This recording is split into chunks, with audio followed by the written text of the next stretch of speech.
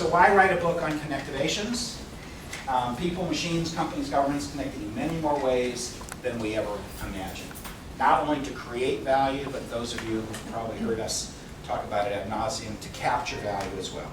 It's innovating in the business model. A lot of companies now doing what they call value constellations as opposed to value chains. You know, in the Michael Porter days, Michael's office was right next to mine over at Monitor. You know, it was all about the value chain.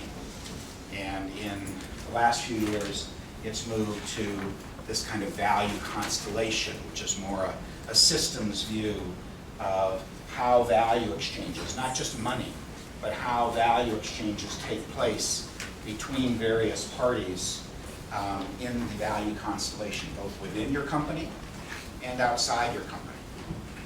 And when you begin to look at the system like that and those connections, it opens up a whole new range of potential business models in terms of who you partner with, how value gets exchanged, what the win-win gives-gets are between various people, whether they're formal connections or informal connections. If you don't have the kind of path greased or whatever they say, you're never going to get to market in time. So this whole question of connecting in a system is really essential to here. We felt it was important to stimulate a lot of ideas, basically stimulate them through how different companies are looking at different kinds of connections. So obviously many institutions are connected by being available anytime, everywhere, from forever, whether it's Roman aqueducts or radio or delivery or McDonald's or catalogs or religion. You look kind of in 1,000 years ago, you look in the 18 and 1900s, you look today. Everybody has been continually innovating in the sense of how do they connect. It's just that what's happened now is the ability to connect globally, anytime, anywhere, has just been kind of increased 1,000-fold. So now everybody's figuring out how to be always available, anywhere, anytime. And that's what the essence of this book was about, is kind of to explore that paradigm about how, what the business or change opportunities are around kind of that significant shift in how people are managing their business and how people are managing their lives.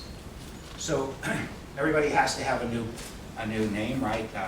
Eric's book was called Socialnomics, not social economics, but socialnomics. So we call this Connectivate, another kind of word that Webster's would have a conniption about.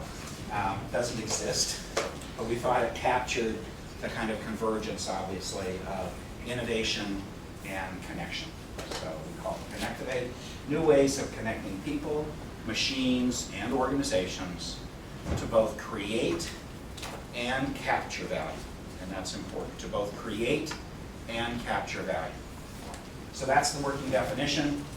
We studied companies that met the following criteria. So all the stories, and lots, as I said, lots were contributed by Hult students worldwide. It had to be a company that had innovated to make something available all the time and or everywhere. And a lot of companies were doing both simultaneously. It had to dramatically improve access to people, products, services, or experiences. It had to create fundamental change. It had to be disruptive to at least its industry, if not beyond. And it had to have a sustainable business model that made money. This is back to the capture value. So the connection had to be a way to kind of expedite that value exchange. Again, not always money, could have been strategic value, could have been anything, but it was definitely value. And it had to be the first, the best, or have the most impact, because once something is done, obviously there's going to be a lot of competitors, whether it's Facebook, Twitter, et cetera, et cetera. There's going to be people who try to repeat or tweak the model. So those were the criteria. We had about 150 stories that we wrote up, of which we picked 54, whatever there are, 54, 55 stories that we thought were compelling enough to be published kind of in the book. And here are the companies. So there's the usual suspects that we had to include. You can't write a book like this without at least saying that eBay exists, and Facebook exists. So those organizations are all in there, but you'll see some that actually I only learned about through this and then used. Airbnb, some of you may have used it. It's people kind of renting out their spare bedroom in various cities in the world. Quirky, which you may have seen, but a lot of these were companies, frankly, I had not known a lot about until we wrote the book and until kind of you guys submitted them as examples. So these are the examples we wrote about. They're not intended to be, we're not saying these are the top 55. These are just companies that all took a different perspective. They wore a different set of glasses as they looked at what Connectivate could mean for their business. So just if I can quickly summarize insights from the book so that we can kind of get to the panel discussion. There's 7 kind of, everybody has to have 7, 8, 9, 10. There's 7 types of connectivations that we identified as we looked at all these stories. So I want to kind of mention what those are. The second kind of insight, obviously, is that companies can have, 2 people, as the one at the bottom says, in a sense, and you can all of a sudden have access to the entire world. So you don't have to have, Luciana's not here yet, is she, from Natura? She's on the panel. But they have 1 million sales consultants, they call them, dedicated, almost evangelical supporters of Natura in Brazil and Argentina and Chile. And so that helps a lot, but you don't even have to have that. There's so many ways you can get to market worldwide without having to have the kind of feet on the ground.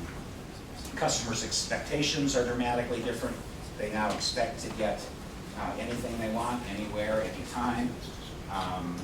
Connectivations are ones that we feel really stop the competition and wow customers.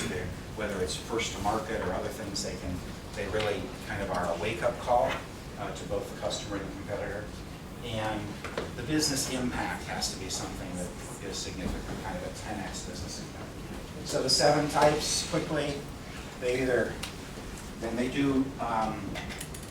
some do obviously more than one of these things, but they're all aimed at allowing companies to be always available. So you can broaden your base of customers. You could be like life or like, but that's kind of the whole kind of virtual sense of connecting and making it kind of real to everybody, providing protection, kind of security protection, building an effective ecosystem, kind of moving things and people around, simplifying search, and trusted transactions. So those were the common themes we found across companies, people kind of connecting to achieve some kind of combination of these things. So broadening the base, obviously examples, Facebook and Salesforce.com are probably the most known, eHarmony obviously as well, just to broaden the base of customers and trusted transactions among those customers. Effective ecosystems that allow you to have partners or transactions between partners in ways to kind of simplify the search to find them. P&G has done that through their Connect and Development program. Quirky, obviously, that's their whole business model.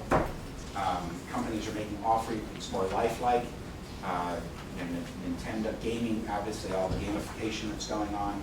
But even companies as mature and kind of old industry as Sherwin-Williams, where you can now, put up a photo and paint your room and paint it 15 different colors and textures before you get it like you really want it and have to go out and buy the paint.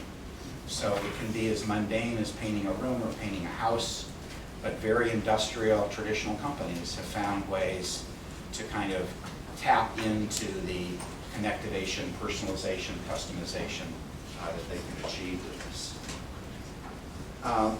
So companies are becoming movers. They move things usually efficiently, providing protection, broadening their base. Big Belly Solar I mentioned at the beginning. I love, just as an example, FedEx is obviously the more traditional example of somebody who has kind of capitalized this. Box.com is just kind of a more recent kind of virtual version of that. Protection, providing protection beyond kind of physical boundaries. So OnStar was obviously one of the first out of GM. JCI trying to kind of manage security kind of between the car and the home. Lifeline, as we said, at Philips, but all these are kind of geared to providing protection, simplifying search. You know, I think most anybody who's done business with China is familiar with Alibaba, but all of these are essentially Google's obviously the master of search, but all of these are built on search engine. TripAdvisor is actually based right here in Boston and Newton, and they then bought virtualtourist.com, so there's this kind of agglomeration of companies around how to connect in different industries that creates interesting competition even for companies here like Go Ahead Tours. Again, trusted transactions. LinkedIn is probably one of the kind of most rapidly growing ones, as Eric had in his video, just in terms of a person joining every second to kind of connect employers with people looking for jobs, but also professionals having similar issues that they want to address, and all the communities of interest that LinkedIn creates. Obviously, eHarmony on the kind of personal side of those trusted transactions. So for each example, kind of we extracted the voice of 4 key types of stakeholders to see how they kind of viewed the innovation. So it was the customer, it was the investor, the competitor, and the company. So each of the stories, it kind of looks at the company from these 4 perspectives to see kind of how it made a difference. So we tried to do it in a way that didn't put you to sleep after you've read the 4th one, but so it does have a common template just so that we can get all the stories out there and have a reasonably level playing field, but hopefully one that's still alive as you read. So Sabina was our editor for much of this and was very helpful in trying to make sure they didn't, the first one sounded really good. If you wrote the second one and it began to be, just replace the words, it didn't work very well. So we tried to keep it as alive as we could, but still keep it simple and 2-page kind of format. So during the rest of this, I'd just like you to ask the following questions. Kind of what's your aha for kind of connecting what you expect kind of your customers to say, what can you do to stop copycats, and what kind of result can you expect? Whether it's your company you work for, your company you used to work for, your company you're going to work for, I think these are all questions that are kind of worth thinking about as we go forward. So quickly, those 4 things. The aha, it's usually around my company can appear much larger than I really am. It's kind of broadening that footprint, giving people what they want even before they ask for it, breaking it into smaller pieces so you can get to lots of different market segments easily, obviously getting to market faster and easier, and finding a market for everything. The second one around the customer experience, I expect to get anything I want from anywhere at any time, and I expect to be the process easy, simple, and for it to make me look good in front of my boss.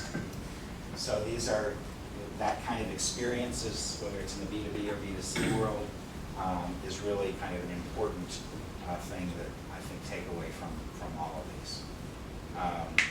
The third one, the competitor voice, they stop us. They wow the customers by doing multiple new and different activities across the value chain. So that was a kind of a common insight across all of these in terms of what the competitor view was of the impact this had on them. Business impact, some of the companies are small, some of the companies are huge, but all of them had kind of, just as they kind of poo-pooed social media 10 years ago or 15 years ago, in terms of its business impact. People originally thought this was, a social impact, but not a business impact. And I think what they found is it probably has more of a business impact than any of the technological breakthroughs or product breakthroughs they've had in the last 20 years. This has had more of an impact on their company, on the company's relationship with customers and suppliers. And so it truly is kind of 10x relative to what companies have been able to achieve with